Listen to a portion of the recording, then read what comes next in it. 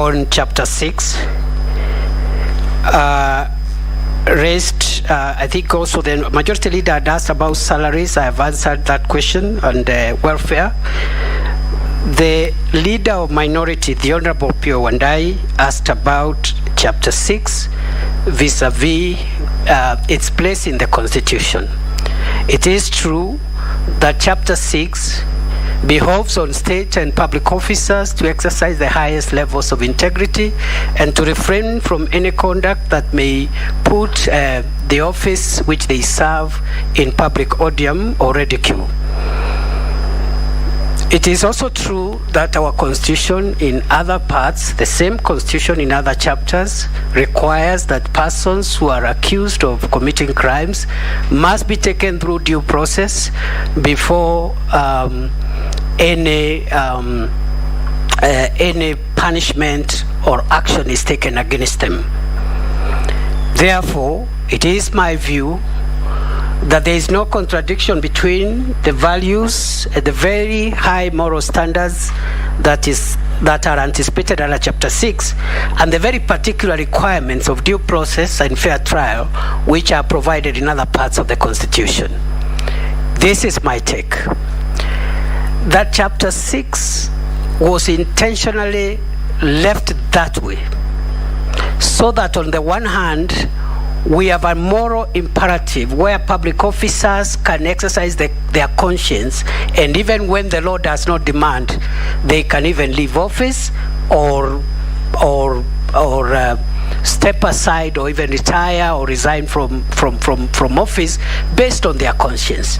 And I think it's not an idle chapter, because I think in this country increasingly it will be very difficult for people who do not meet the moral and ethical standards that are set in our constitution to operate. So that chapter is there. But on the other hand, there are the bedrock principles of criminal justice and human rights that require that if you accuse someone of committing a crime, it is important that due process first is carried out, because the danger of people using the instruments of state to accuse others falsely is extremely likely.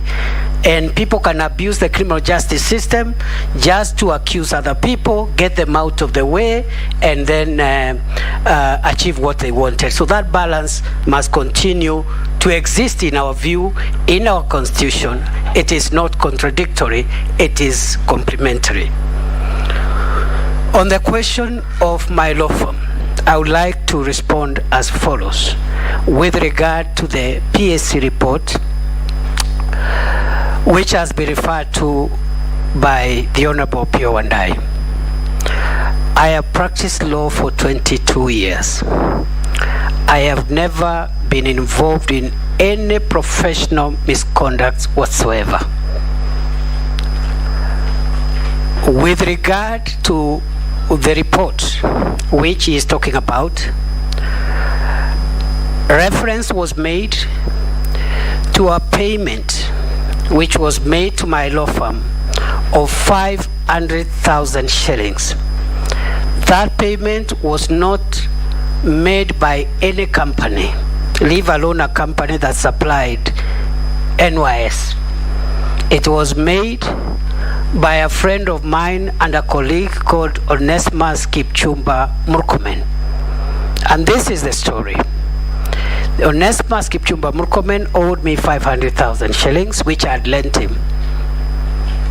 And I went and asked him to pay me back. And he wrote me a check. That's it. Period. As to the 15 million shillings of the Honorable Pio Wandai is saying, I am not aware. I think he's confusing my law firm with another law firm. I'm very clear. I am extremely clear. And I would like him to clarify, Mr. Speaker, because this is a public process. I don't want to live here with Kenyans imagining that I obtained 15 million shillings from the proceeds of crime. 500,000 shillings, was I paid? Yes. By out of the box? No.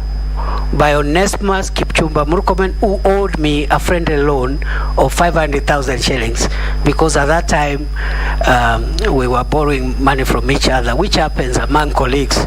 I'm sure even these MPs, they owe each other some money. So that is the short story around that issue,